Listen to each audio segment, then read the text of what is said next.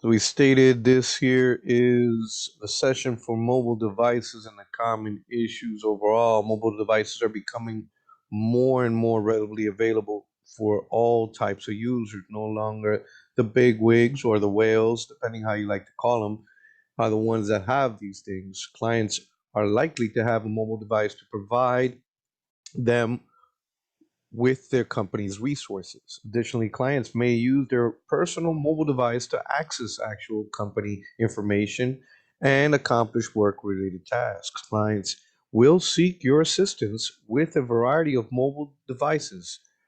We're going to learn in this overall how to resolve the common mobile devices issues, as we saw here and Lazaro just mentioned. We have the Yeah, you're saying you're displays. not sharing your screen. I wasn't sharing my screen earlier. I'm not sure who was sharing the screen. If somebody stopped it, then I can open a new one. Give me 1 second. I can put it up. I was originally sharing. I have it up here ready.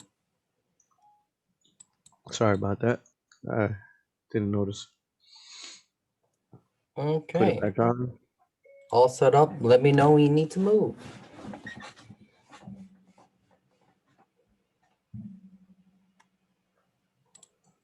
Oh, you confused the living daylight side of me. Go back over here. Here we are. And any questions on these common issues? I saw someone who was tinkled pink with the fact that why wouldn't I want to charge my phone or my iPad while I'm playing? I would love for you guys to keep on doing that all you would like there. Unfortunately, these uh, actual devices, their battery will get programmed. I don't care what anybody tells you, even newest batteries, you will kill it.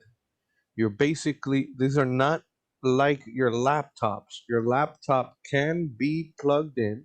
Matter of fact, they came up with a special software just for the laptop. If you'll notice in Windows, your laptop sometimes, although it is plugged in, acts like if it's not plugged in to refresh the battery. If you leave your iPhone, your iPad, your Android plugged in, turned on, which I don't, that's why my batteries will usually last forever. If you leave it on and it's wasting battery, you're killing its battery's life. It's not meant to charge and use at the same time. Have you ever tried to put the AA batteries, charge them in a charger, and use them at the same time? Never. Doesn't even make sense. Can't do it. But unfortunately, everybody now thinks just because they have these things in their pocket and you can plug them in while using them. Samsung obviously even had that beautiful iPhone who would blow up in your hands. I would strongly recommend, if those that like using their phones and don't want to waste $150 on your iPhone store, to make sure you actually limit the use. As for our issues, our first issue that we're going to be is the actual not the displays issues of it. The backlighting on the LCD screen is obviously powered through an inverter. There is three main displays issues. You can no display at all, which you can check the actual inverter if it is an LCD screen. A lot of the times, even before checking, since the inverter is sometimes cheaper than the replace, they can send you that. Not all the time, but there is a time that you can do that. We're talking obviously here in reference to laptops and or if you're working in a center where you're maintaining these cellular phones. As for in the Fortune 500s, you got 99.99 chance that you're not opening this phone nor an iPad. You wouldn't be doing that. You would send it out to the actual service center.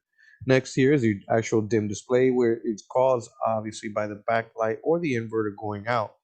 But you could also obviously check in case of the user by mistake actually lowered the actual screen itself, and or there is function keys on the laptops that allow you to turn it down. Sometimes they even have it on the fact that they have it on auto sensing. So sometimes it auto dims by itself and you don't want it to dim, depending overall. You want to make sure what it is that may be causing the issue. the laptop lid button has become obstructed and the computer thinks that the lid is up or down, it can actually cause that. There's some of them that you'll see in the you would actually have to move the top, and you'll see that it has a little metal thing that pushes a button down on the hinges just to mimic, like in your refrigerator, that there's a door open. Next is the flickering. First, we need to make sure we check that, make sure there's no loose cable on the actual motherboard. So you're looking at the ribbon cable that comes from the bezel of the laptop into the motherboard itself. Ensure that nothing has become loose. Another issue might be that the screen refresh rate may be too low. So you'll see it flickering like crazy, and it may be an ID10T issue where the user thought it was a good idea to lower the refresh rate. Obviously, that would cause it to just, since it's going so slow, you'll be able to see the lines coming down, and it looks like it's flickering at a fast rate. Next one, cannot display exterior monitor. Obviously, one of the things that we want to ensure is check the cable compatibilities of it. Some of these users also are broadcasting, so make sure that what is it that they're using is with through the cable itself, and or is it that they're broadcasting correctly. Check the key combination to enable the external display. Sometimes they actually have it disabled themselves by mistake since the function key is there. Usually, if you just hit the actual little function key, you'll get the little option to be able to extend, duplicate, PC screen only, or maybe just the external screen, or connect to a wireless display.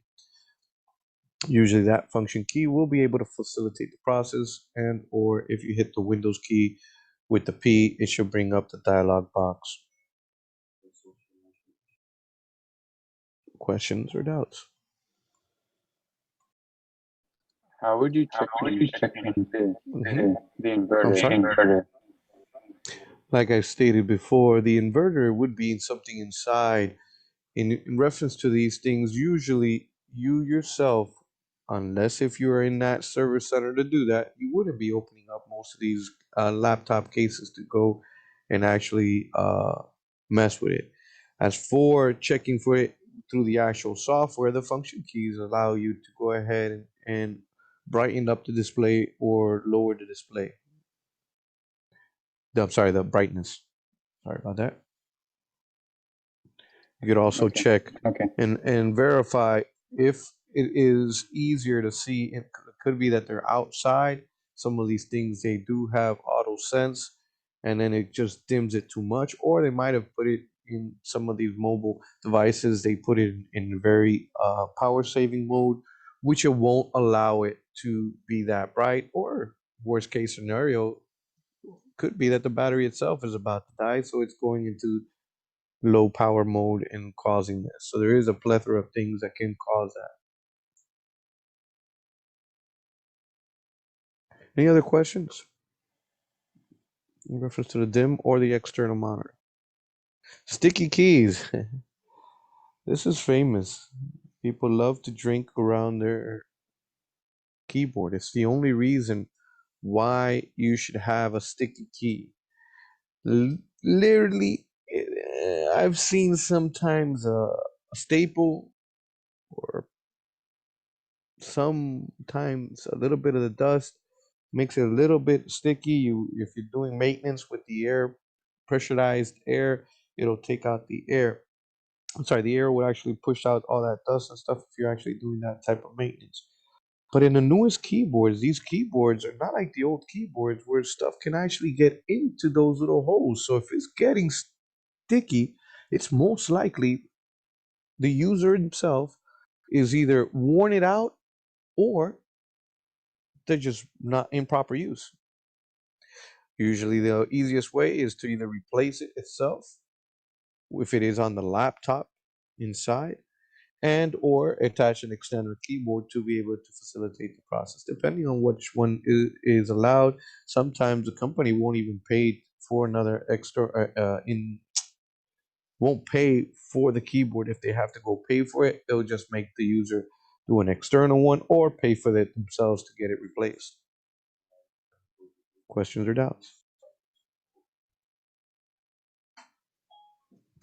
Intermittent or no wireless. Most wireless problems are a result of interference, either of the signals themselves or sometimes the actual unit itself is having problems connecting to the access points because of the limit of number of devices uh, requiring the signal direct connection.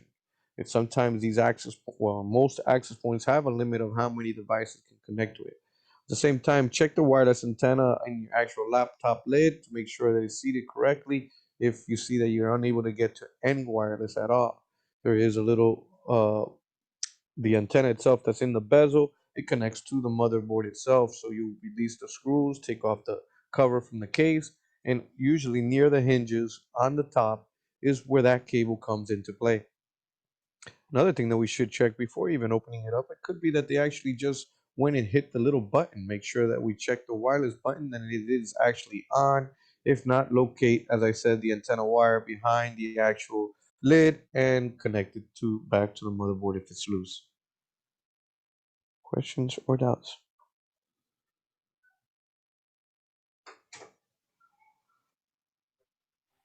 Okay. Next is our ghost cursor.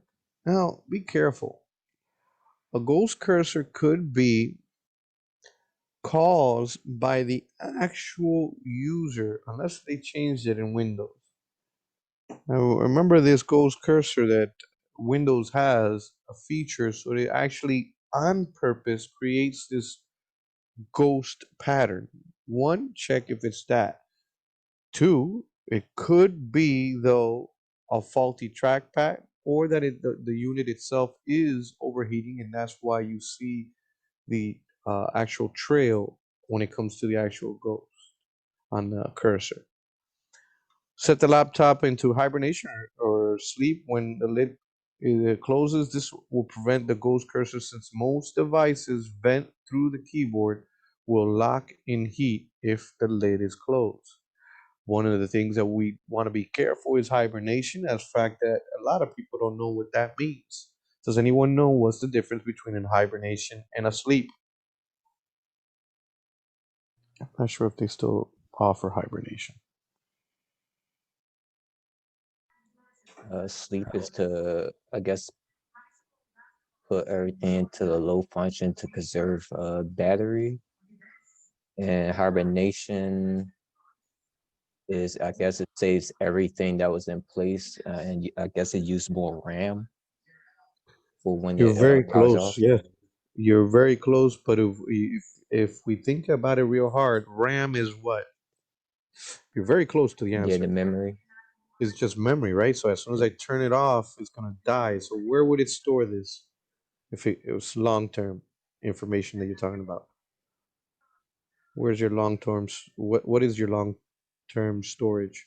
Is it memory or? The hard drive. Thank you. Yeah. And that's the dangerous part.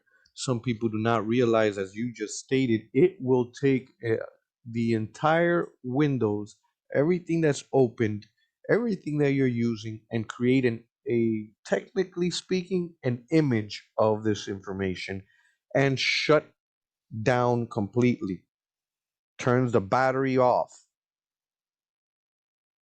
No use of any power. But it's eating up hard drive space. Therefore, if you do not have enough hard drive space and it decides to hibernate, dead in the water.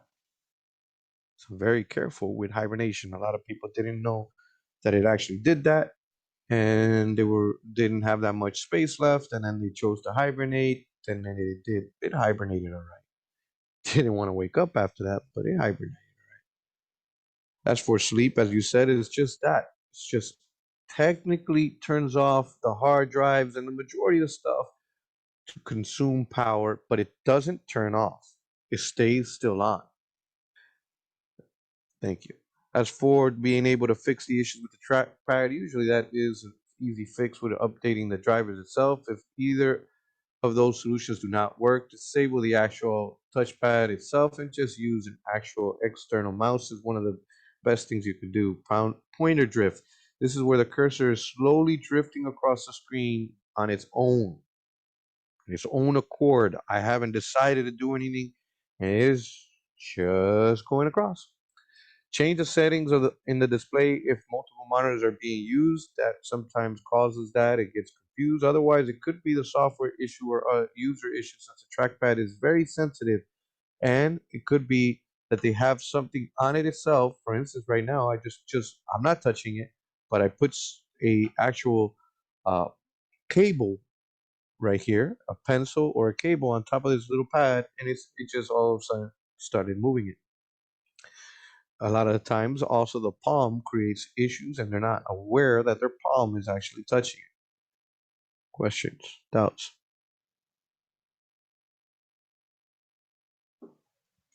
No power, no money. Device runs on power. There's no AC running between the outlet and the computer if the device is not plugged in. We need to first check, obviously, and ensure, do we have power coming from the outlet? A lot of these devices have a little status light which allow you to easily see if in fact the device is powered. What do I mean by that? I'm not sure if you guys can see this little blue cable. Can you see the blue cable? Yes. That little status light lets me know that I have power inside this cable. Some of them actually have a little box on the box itself on the adapter, a little light. Either which way, it will give you a status so that you know that you're having power coming in to the laptop. Any questions or doubts on that part? Next, we can check the actual power adapter lights and or the lights on the actual side of the laptop. A lot of times it gives you a little light indicating it is obviously receiving it. If the lights appear to be on the adapter, sorry, if no lights appear on the adapter itself and you ensure everything's connected, it could be that it itself is faulty. But beware. Sometimes the ports themselves could be going bad, depending on how you connect it or in which the user has used it before. I've seen people where they go and they stick it into these 220 locations and then come back and act like if they have no idea why the adapter doesn't want to work. So be very careful. And when it comes to double checking these things and ensure that it's not an ID10T error. Questions, doubts? Another outlet would be a good thing to do also, as I said, before you actually replace it. Make sure that just in case if that actual outlet's bad, use another outlet or plug something else into that outlet to ensure that that outlet is good. Your num lock indicators themselves, typically num lock indicators are light that's usually on above the num lock itself, and or sometimes it doesn't have a light, but you'll see that it actually appears on the screen when you click on num lock itself to turn it on and off. In that feature, when you do that, you'll see that in the center where U, I, O, and P and other things, depending if the actual laptop has a numpad, because sometimes the actual laptop does have the full keyboard, the notebook doesn't, and neither does some of these smaller ones. Therefore, that little numlock key will turn on those specific keys to being numbers. So whenever you get a user who all of a sudden calls you and asks you why my U has become a 5, a 4, or a 5, and a 6, all of a sudden, just ask them to turn off the numlocks key and see if that helps them out. Usually they don't notice, specifically the users that are very new to these laptops. They're not aware that sometimes that the function key is backwards. What I mean is that before F1 through F12 was used so much by professional keyboard users that we would use it no matter what. Somehow, somewhere, somehow, people forgot what F1 or through F12 does. That on the laptop, they put a whole bunch of icons and the function key is already pressed. That means that instead of being F12 or F11, I'm actually doing something else. I'm actually either dimming it, lowering the volume, whatever it is that the manufacturer chose for that to be. I've seen people turn off their touchpad, everything from that thing because they can't realize that function key, you need to press it to actually use the regular function keys, not the icons. Any questions, doubts? No Bluetooth connectivity. Bluetooth, as we stated, is in radio waves.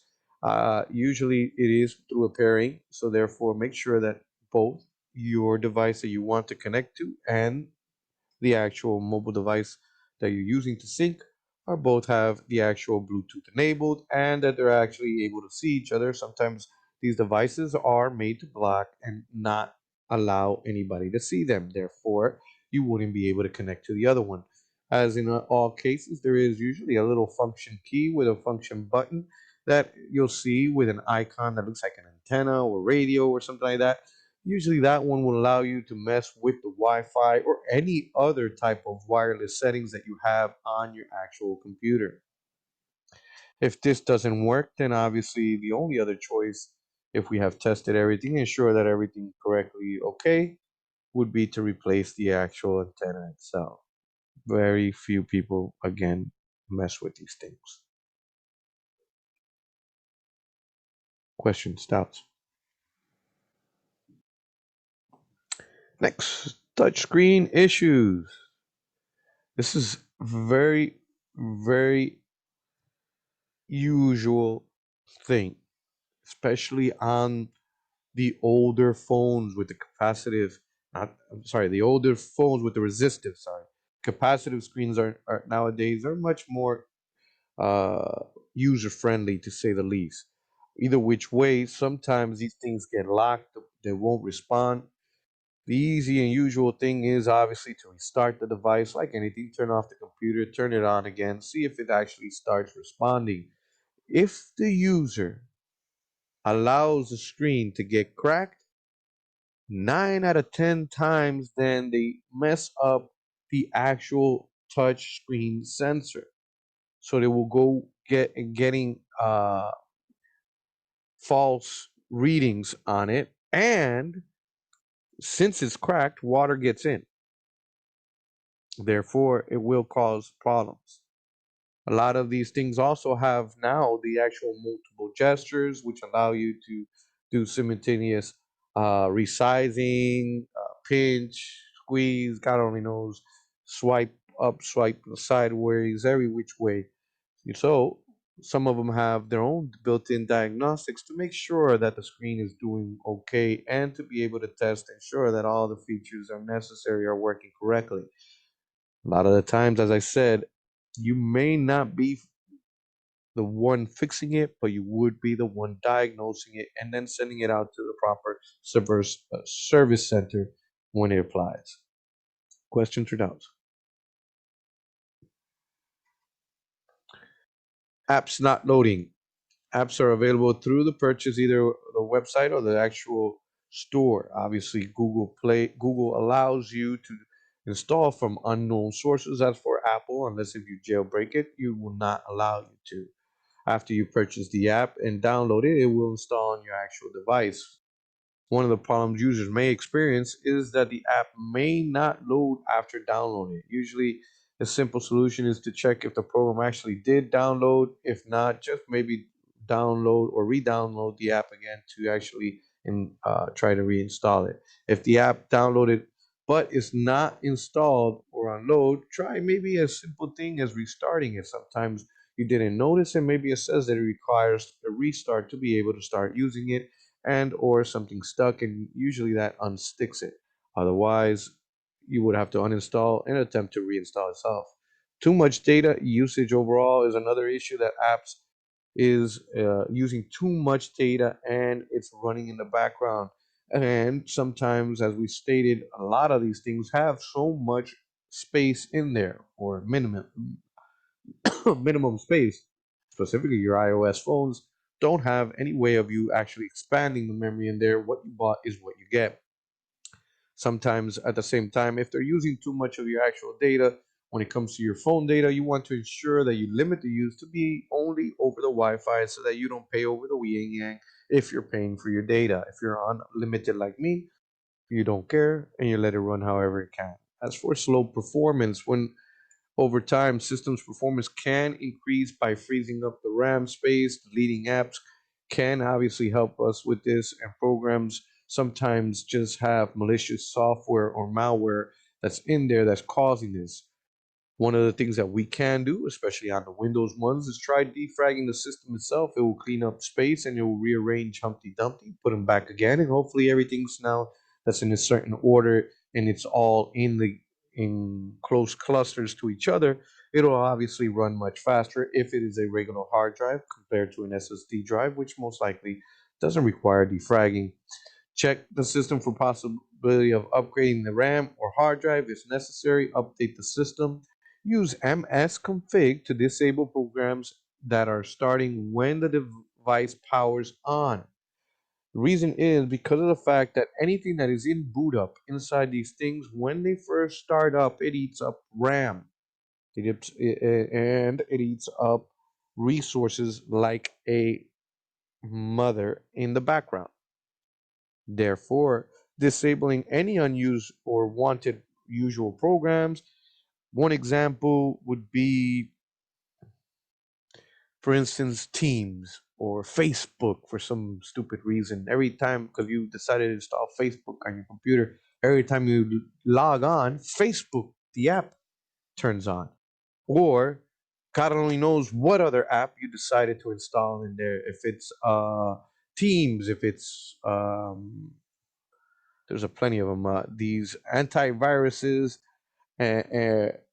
and or other different games that people install. Simple as going into msconfig will allow you to be able to choose what's in startup. Now, startup has moved, depending on which Windows you have, from one location to the other. The original location is here. As for the new Windows, which is Windows 10, it's all in Task Manager. As simple as this. So everything that gets installed, you'll notice I disabled like crazy. I don't need all these things coming in because they're going to kill my resources. Therefore, I make sure that I turn them off so like that it does not run so slow. For solutions for smartphones themselves, stop background apps. They eat too much system resources.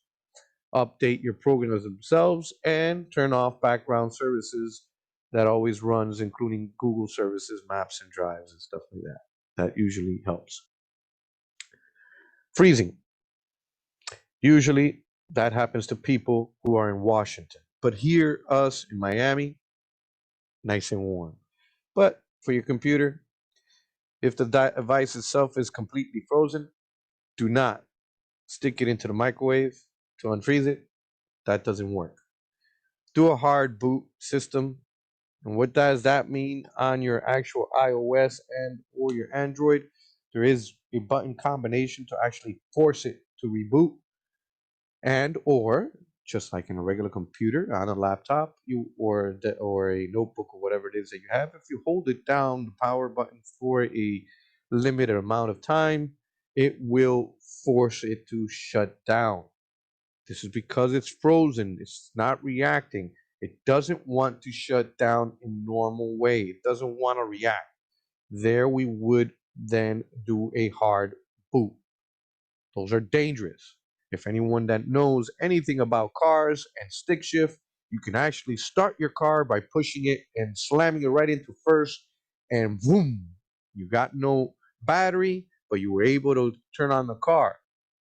That is a limited amount of times that you could actually go and do that before you create damage to the actual transmission and the clutch system and all that stuff. It starts eating up teeth, that they call it in there. Either which way, if it is a hard drive that is a moving parts hard drive, that type of hard drive will most likely damage itself on a hard boot. And at the same time, since the OS is completely open, even if we do have a SSD, the actual operating system may actually crash on us. If the device while is frozen while texting, enable maybe airplane mode and then disable it to see if maybe it reestablish connection. Since the fact that now 5G, a lot of these 5G phones, when they're trying to text, they're actually sending that little cute little icon to the other side saying that you're typing.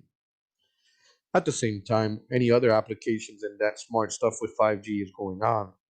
And therefore, while you're typing, sometimes if since it's connecting to the internet to do the job, it freezes sometime the phone. So one of the things they ask is to disable it to stop that feature of it trying to give the status to the other person on the other end. Any questions, doubts? Wait, what device was it you were just talking about that tells them when you're typing? You've never seen it now, especially like in Teams or maybe the iOS when you're texting each other. That when you text something to them and then they start reading and they start typing, it shows a bubble. I've Like seen it if on you're iPhone. yeah, so that's due to that I'm aware of to the 5G technology. There's also some more features that are out there with the 5G technology, which we're not going to get into, but that is one of the features is that instant feedback. So therefore, that while you're typing is giving status to the other user. And some people do experience a frozen that it doesn't want to text, doesn't want to let you type because it's trying to connect to the internet at the same time to provide that status. Does that make sense? No? Yeah, I Yes? just thought that was something that Apple did a while ago. I thought you were saying a new device is doing that also. No, no. It's I think it came out during 5G or 4G. I can't remember which of the ones that came out. That feature was I think 5G. If I don't remember it being there in 4G. And the G only represents generations. It doesn't mean that it's going gigs, 5 gigs.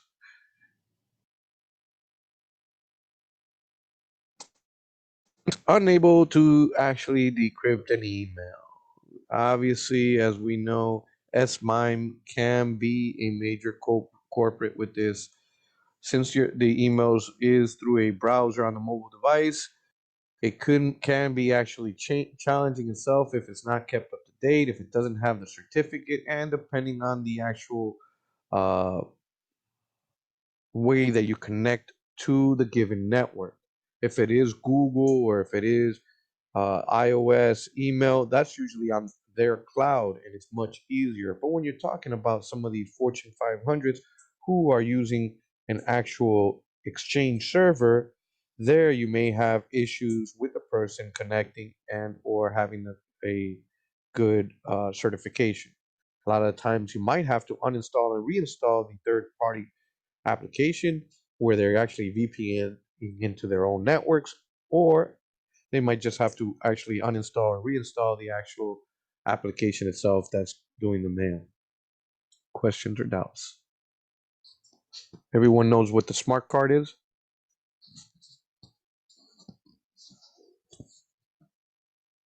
No, what is that? It's similar to using a certificate, but this is a card itself that goes with the actual little key to decrypt your emails.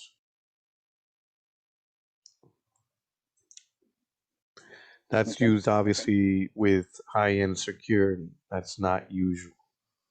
That's not a usual thing. Overheating.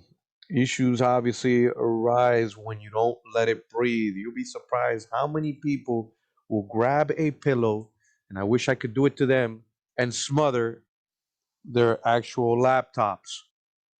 Be very aware of where the user is putting this. This should be on a flat surface where it has very small little legs that actually keep it so many little centimeters away from the actual table so that it can breathe. Therefore, when you put it on a pillow, since the pillow is not a flat surface, it actually molds itself to the laptop and hence then overheating. Questions or doubts? The next person No. in this class I see doing that to a laptop, you know what I'm going to do with a pillow. I'm gonna take my laptop off the pillow right now. uh, overall, when you do uh, cause overheating, sooner or later, it will damage internal components.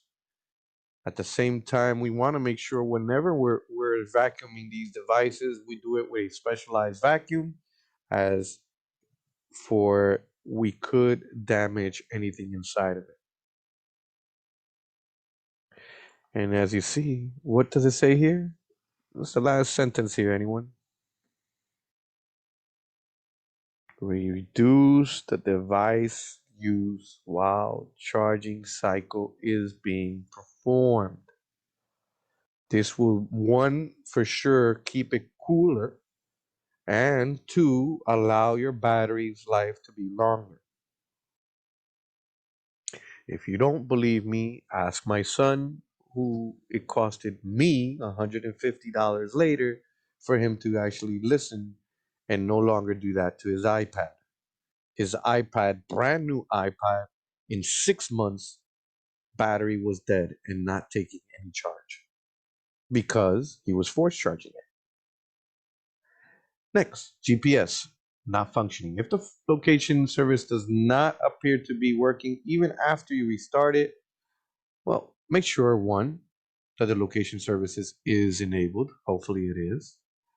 Check and ensure that device is either on cellular or Wi-Fi. Why wouldn't it work if I don't have cellular or Wi-Fi?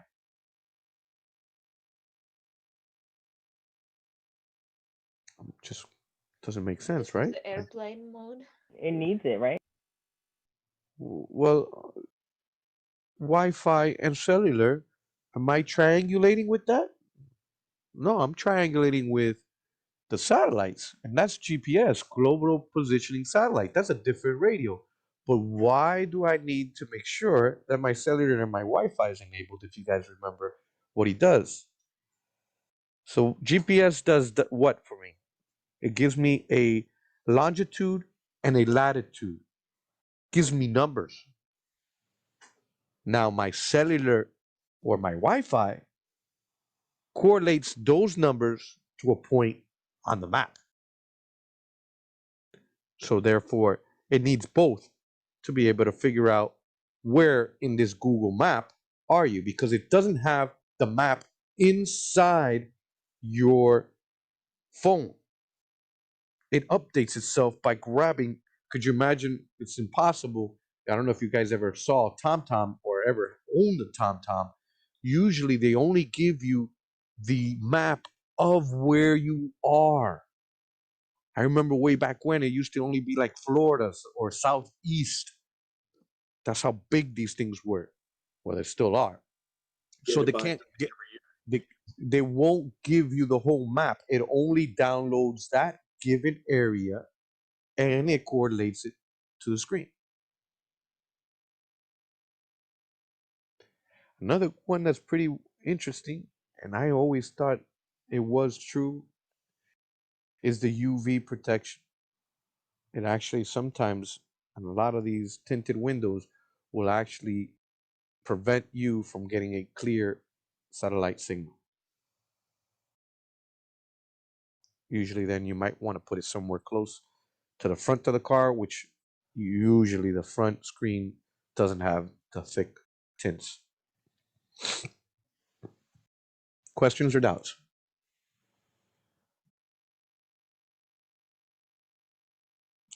All right, swollen battery. Oh Here you go, no. Lazaro. That's you, Lazaro. The Samsung 7 for sure. It Always happens with use Apple devices too. Oh yeah. Usually that means that he went, and you might as well throw him away, because if that thing went like that, that battery just about to just squirt God only knows what acid into your face. So be very, very careful that you use the actual charger that belongs to this. Don't think that just because the base and the cable, just because the cable is the same, that the base is going to have the exact same volts and amps that that phone requires. Same thing with your laptop. Don't ever think that that adapter, just because the plug fits, it doesn't mean that it's guilty. You must acquit. Make sure that it is its actual thing, because if not, you could always ask Lazaro, who seems to want to find out the hard way and not listen to me. It's not that I didn't listen. I just wasn't aware at that time. I blew up many phones by accident, and I learned the hard way. But hey, look, I can't find my phone right now, but I had this phone for 4 years. Hey, that'll do. I learned the Next hard way. thing, famous one from your phones. Oh, and the other one was the little hoverboards. You guys remember those, right? When they started blowing up. Same situation. These Nikon batteries build up memory, which can prevent actual battery from fully charging. So fully draining the batteries will actually prevent it from building up this memory. Remember what I was saying earlier when you force charging it? It's the exact same thing. Because of the fact that if you go and use it and you're draining the battery while it's trying to, it's gonna think that at 5% is as far as it needs to charge it. I need to now drain it. Oh, I got the 5%. Oh, now I gotta drain it. Now I got a 5%. So then your battery eventually is gonna be dead. It's not gonna be able to charge, and it's gonna kill the battery right away. At the same time, never ever keep it in a hot mobile car. That's one good way of killing a battery and or a device. Don't put it either, although it says in a cool and dry environment. Does anybody know what happens to a computer when it gets to a cold enough temperature? Come on, Washington. You guys got to help me out. Guys, Must have happened. It dies. Completely dead. That is correct. The only thing good about this, if I recall correctly, is just like the little frog that gets frozen in the middle of winter, if it thaws out and it doesn't have water damage, it may come back on. Questions, doubts?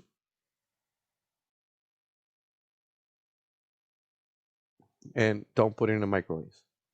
Just to thaw it. It's not going to work. Reasons. Seriously, you guys never heard of that? When what was it? I think it was an iPhone. I don't know what it was. It was like iPhone 7 or 8 came out, and then they were telling people to put it in rice and put it in a microwave for something. I can't remember. I think it was to dry it or to do something to it, and that would work. And idiots were actually putting it in a microwave. They actually put it in the microwave. I The heard about people trolls, putting it yeah, in there rice, was but the trolls about. microwave? Yeah, it was Yeah. a troll video about people putting in the microwave. And Yep. like the hard way. Even I Yeah. didn't do that. I did the You right. don't put aluminum foil But in I a did microwave. not Why do would the you put a mobile microwave phone in with the there? See, some people make troll videos if there's an expert technician given and people innocently trust them. Mm-hmm. Yeah, and You'd be that's surprised. they learned the are hard you way. on more than one? Oh, and then what was the other one? The I think it was the iPhone 5C or something where people were sitting on it and it was bending because it Oh was a yeah, cheap. that It was a and it cheap was No, one. it wasn't. I Samsung. think it was Yeah. a 6 or something. No, it It was wasn't a It was the Samsung Samsung. color. too. It was the No, color. it It was the wasn't. iPhone color. It was an iPhone. Yeah, the they would iPhone snap in color your one. pocket. You put it in your pocket and it still would will bend. if you don't have them in a case. They still will do that. For real? The new ones? My brother's done it like 10 times. That's why I always get myself an Otter case, pops. I don't care what phone I have. My The Otter iPad, I get an Otter. Y'all don't trust yourself. I don't Huh? know, case No, on I just don't trust anyone around me. I don't have. Same boat here. I don't What trust is it? It's myself. I like, drop mine all day. but Yeah. if you have a case on your phone, you don't trust yourself, something like that. I've heard that. I was like, oh. But I just don't. I like the phone too much. That's why I paid so much money. Just like, I'm gonna put a case on it. I don't know. That's just the way I look at Yeah. I it. got the case and screen protector. Yeah. Yeah. All right, guys. I just got ice cream truck. He's passing by. Let me put the recording. You guys can see my desktop fine? Yeah, I see it. Perfect. All right, Patty's. This is Lassero's gig here, where he loves to kill batteries. Him and my son are masters in these. Obviously, one, believe it or not, keeping the brightness at full and or force charging it, enabling wireless at all times or location, anything that's just doing something for no reason. Is uh, in most of the iPads now, from my understanding, you could double click, it'll show you all the apps or something. You can swipe them away at will. I believe also inside the actual Android, it may be the center button or something like that, where you get like all the windows and you hit clear all, and it removes those from there. Or Android has features where you could actually go ahead and put it as dumb as a telephone. Oh, look at that! You have a telephone in your hand. Basically, it removes everything, and you could also put the actual airplane mode, which actually just kills all of the antennas inside to ensure that it doesn't try to communicate. Questions or doubts? As we said before, inside your pocket, purse, other containers, whatever you people love to do nowadays, metal objects can be very dangerous to leave it on, especially if they become very hot, because they will actually generate heat with heat and it will damage it. So therefore, be careful where you leave these things. Don't leave them thrown in, especially in a car or anywhere where it can get extremely hot or extremely cold.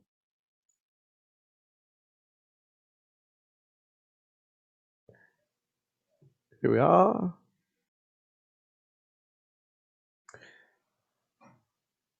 Fadil, help me out with this one here. Hopefully we all remember these troubleshooting steps. The optional new slide, troubleshooting common mobile device issue.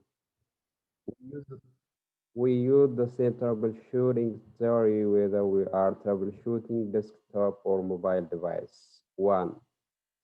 Identify the problem. 2. Establish a theory. 3. Test your theory. 4. Plan the fix and resolve the problem. 5. Verify the 6. Document. The space and the configuration limitations can make troubleshooting mobile devices more annoying. For the purpose of this session, the term mobile devices include laptops and anything smaller. Thank you. We can see the steps don't really change just because we went from having it a physical location towards a mobile. It's still the same. Identify, establish, test, plan, verify, and then document.